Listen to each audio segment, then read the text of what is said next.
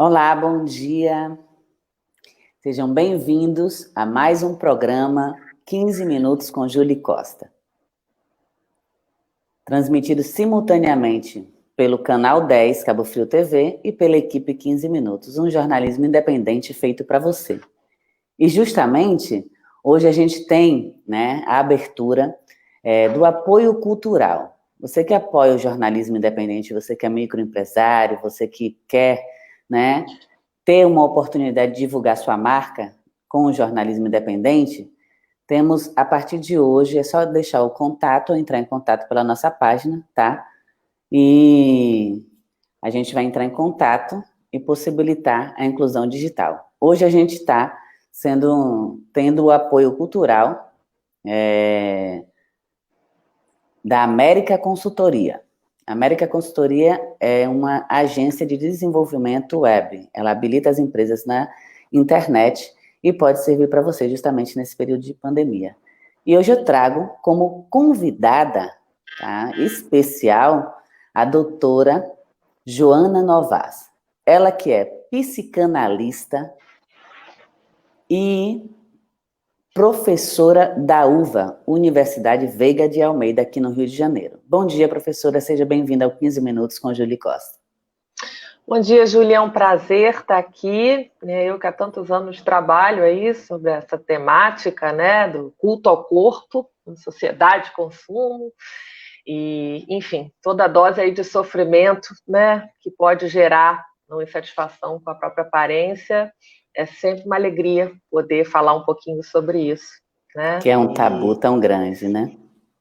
Um tabu e, infelizmente, ainda tem uma incidência altíssima, sobretudo no Brasil, de pessoas insatisfeitas com a própria aparência e achando que, enfim, a beleza é um passaporte, é um padrão, exatamente.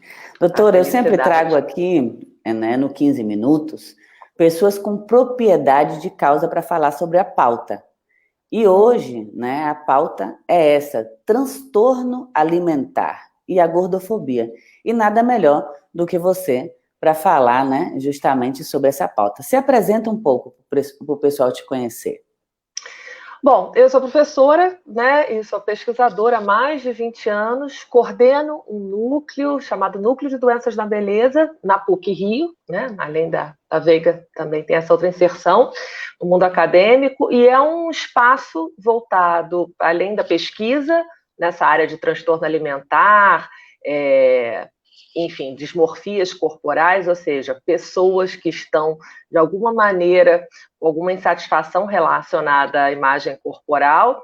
Então, além de estudar, orientar teses, enfim, produzir conteúdo, artigos, livros, a gente também tem uma clínica social voltada para o atendimento desse público, ou seja, pessoas que chegam, ao longo desses 15 anos, que já existe o núcleo, com algum tipo de insatisfação, que pode ser não querer ir à praia, botar roupas mais justas, mais decotadas, até quadros clínicos bastante agudos, onde o sujeito para de comer, perde muito peso, acaba tendo que ser internado, entrar com alimentação ali parenteral, ou seja, para de comer, começa a receber alimentação venosa. Ou seja, a gente já tem um espectro grande de pessoas que, infelizmente, ao longo desses 15 anos, cuja incidência só aumenta. Eu costumo dizer, Julie, que quase 5% da população brasileira tem algum tipo de desconforto com a própria imagem, ou seja, isso é interessante também a gente sempre lembrar, isso é o dobro, da incidência mundial, que é de 2,8%, quase o dobro. Agora, por que, doutora, se o brasileiro é tão admirado, fora do país como estética, as mulheres, os homens brasileiros são considerados muito bonitos, e tem essa história, Agora eu vou fala um pouco para a gente sobre a questão dos transtornos alimentares, O que é exatamente e a quem atinge? Pois é, a gente tem uma gama grande, né, um espectro aí grande, né, do que a gente considera os transtornos alimentares, mas os mais conhecidos e de maior incidência, e que provavelmente aqui, né, os ouvintes, os espectadores já ouviram falar, são a bulimia e a anorexia. Né? Basicamente, a anorexia ela atinge, né, meninas jovens de 15 a 25 anos, e a bulimia ela se estende, ela é observada em mulheres mais velhas, né, na faixa dos 30, 40. De qualquer forma, como é que a gente pode resumir esse tipo de distúrbio? São um distúrbio psiquiátrico, tá? Enquadrado, né? Além de haver um distúrbio, uma modificação, uma alteração na alimentação, na dietética, enfim, na forma como a gente come, deixando, no caso da anorexia, né, essas meninas gradativamente, né, de comer, elas vão suspendendo a alimentação, chegando a não comer nada, tá? E no caso da bulimia, eu estou falando meninas, quer dizer, os homens também são, você tem uma incidência, sobretudo no gay, né, com casos, mas é um tipo de transtorno que atinge 99%, né, mais das mulheres do que dos homens. Porque a gente sabe que, historicamente, a mulher está aí mais associada ao seu corpo, a beleza ali como uma moeda de troca, né, digamos assim. E é um símbolo histórico também da feminilidade. Mas vamos lá. No caso da bulimia, eu não deixo de comer, mas eu uso de métodos, como a gente chama, compensatórios, de expurgo. O que quer dizer isso? Eu vou, depois de comer uma quantidade excessiva de comida, lançar a mão de diurético, de laxante, vou aumentar o tempo do meu treino, ou seja, eu vou fazer de tudo para eliminar aquela gordura, aquele peso que eu suponho ter adquirido. A gente pode, né, isso não é surpresa para ninguém, entender, né, quando eu digo que o Brasil ele tem uma incidência que é quase o dobro da mundial, e pela sua fala, Julie, né, de que somos internacionalmente, o Brasil exporta essa imagem, né, de belos corpos. Nos cartões postais a gente vê, né, mulheres, né, de dorso, mulheres na praia, né, seminuas, tem toda a imagem também do corpo feminino no carnaval. Então, enfim, cria-se uma identidade de orgulho, inclusive, mas que a gente sabe também que de objetificação, ou seja, de que a mulher estaria reduzida ali, digamos, né, ao seu corpo.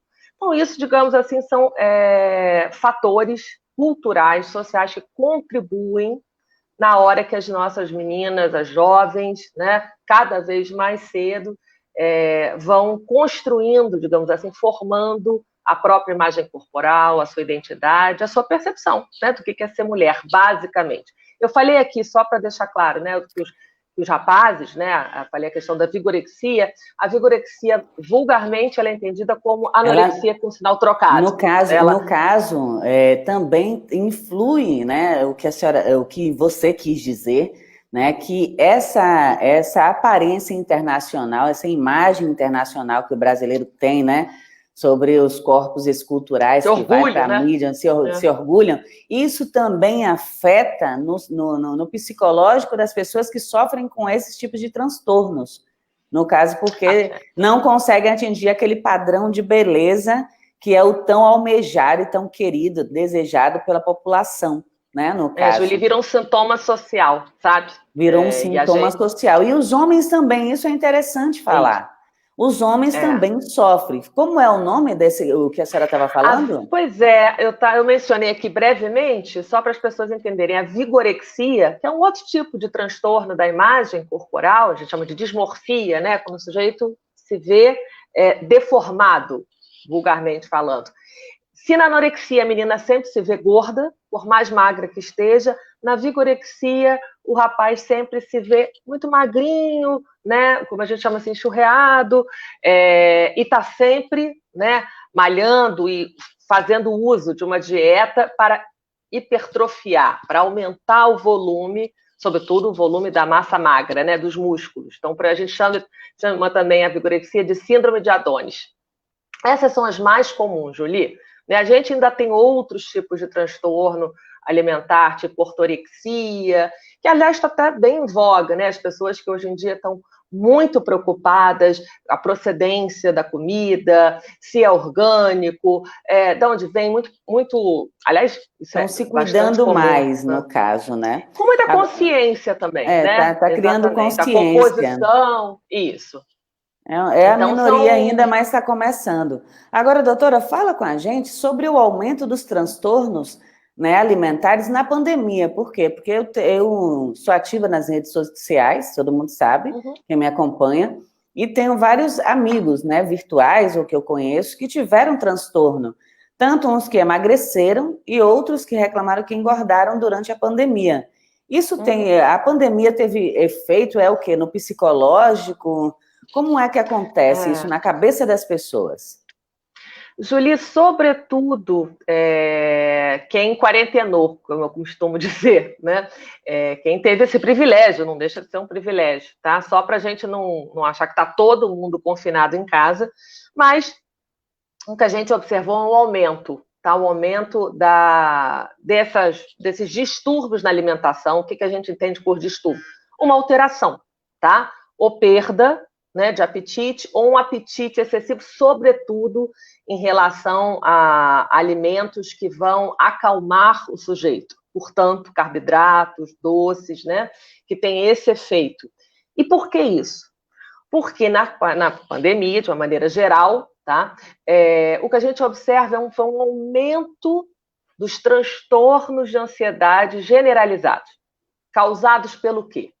Pela precarização da vida, né? Não sabe como é que vai ser o futuro, pelo desemprego, uma mudança radical na minha rotina, pelo confronto cotidiano com a morte, tá? E, sobretudo, pela ansiedade gerada pelo fato de estarmos vivendo em tempos de guerra, né? Ainda que o inimigo seja invisível. E, né, não termos ainda nenhuma saída eficiente, comprovadamente eficiente, para que a gente não se contamine. Então, isso gera o que a gente na área de saúde chama, né, um estado de trauma constante, de incerteza, como eu disse anteriormente, de precarização, né? Eu não sei como é que vai ser minha vida, eu vivo ali um dia de cada vez. A ansiedade, né, é o que causa a maioria dos males da sociedade, né, das doenças da atualidade, né, da nossa geração. Estão ligadas a isso. Estão ligadas à ansiedade. Porque eu também. E é um saco de gato, Julie, ansiedade, só para a gente fechar aqui. Entra depressão. Entra depressão, entra várias outras. Entra coisas. A cabeça começa a criar coisas que não existem. Por isso, os transtornos, tanto psiquiátricos e alimentares, e todos eles, né, no caso. Agora, a gente vai falar num tema que é muito importante, doutora, e ninguém com propriedade de causa, como você, que trabalha com esse pessoal, né, lida diretamente com o pessoal e com esses transtornos alimentares, para falar a gordofobia. Hoje em dia, a gente tem, né, uma polêmica muito grande, todo mundo tem batido muito as mídias alternativas, o jornalismo independente, porque a grande mídia sempre, né, pende, no caso. Mas o jornalismo independente tem sempre, né, colocado em pauta a gordofobia, diga não à gordofobia. Explica para a gente o que é realmente a gordofobia, né? Como os seus pacientes a relatam, né? Olha, eu tenho gordofobia, eu sofro de gordofobia. Explica melhor, porque é um grande tabu. Pois é, a gordofobia, ela vem em par, né, com um fenômeno mais amplo, que tenho certeza aqui que todo mundo é testemunha, chamado de criminalização da gordura. Né? Na atualidade, não é novidade para ninguém que a gente tem horror à gordura. Razão pela qual, né, todos esses movimentos de ação afirmativa, body positive, body neutrality, né, contra o body shaming, enfim, que nascem originalmente, né, nos Estados Unidos, mas que rapidamente se alastram, vêm na esteira de outros movimentos emancipatórios. Bom, com isso eu estou querendo dizer o seguinte, tá? Que esse tipo de preconceito contra a gordura, que a gente vulgarmente chama de gordofobia, então há os sujeitos gordos, né, que sofrem preconceito, estigma e que têm a sua vida, de uma maneira geral, sua vida associativa, ou seja, a vida do trabalho, vida amorosa, vida das relações sociais, sofrendo uma série de prejuízos. né, não conseguindo arranjar emprego, tendo uma série de direitos, que a gente está falando, é importante frisar isso, de uma pauta dentro, né, da questão dos direitos humanos. Então, enfim, você não consegue arranjar emprego porque as empresas acham mais oneroso, né, empregar alguém que, em tese, vai ter uma série de doenças associadas. Você, uma vez estando empregado, não recebe aumento. Os estudos de psicologia social já dão conta, né, do fato de as pessoas gordas sofrerem estigma social, então ninguém quer ser amigo de gordo, associa gordo a aspectos morais depreciativos. O que quer dizer isso? O gordo é aquele que é preguiçoso, que é desleixado, que vai trabalhar, que vai produzir de uma maneira lenta, que é sujo, que é transgressor. Então, no nosso imaginário, ou seja, né, na cultura da rua, vamos colocar dessa forma, esse é o tipo de coisa que a gente associa à gordura. E, portanto, em nome disso, de não sofrer o peso ali amargo da exclusão social, uma exclusão social que é validada, tá? Ele não pode falar, ou pelo menos em tese, né, mal de negros, racismo, né, virou crime, falar mal de judeu, de mulheres, quer dizer, você já tem outros movimentos, minorias mais bem organizadas, onde você sabe que você vai ser repreendido, e contra gordo não, tá? Então, é importante frisar isso. A gordofobia é um tipo de estigma que o sujeito sofre e gera inúmeros prejuízos emocionais em função desse fenômeno mais amplo, que a gente chama de moralização da beleza, que é você associar traços estéticos, tá, a problema de caráter. E isso é uma coisa absolutamente contemporânea. O fato da beleza de um direito ter virado um dever. Basicamente é isso, Julie. É em nome disso que a gente vê as pessoas banalizarem os riscos, fazerem cirurgias, dietas. Né? Banalizarem tudo, e em nome disso é um racismo, né, contra as pessoas que estão acima do peso, como se fosse um crime, né? Como isso se é um fosse problema um crime. de saúde pública, né? Não, é criminoso. É criminoso, né? É criminoso, com certeza.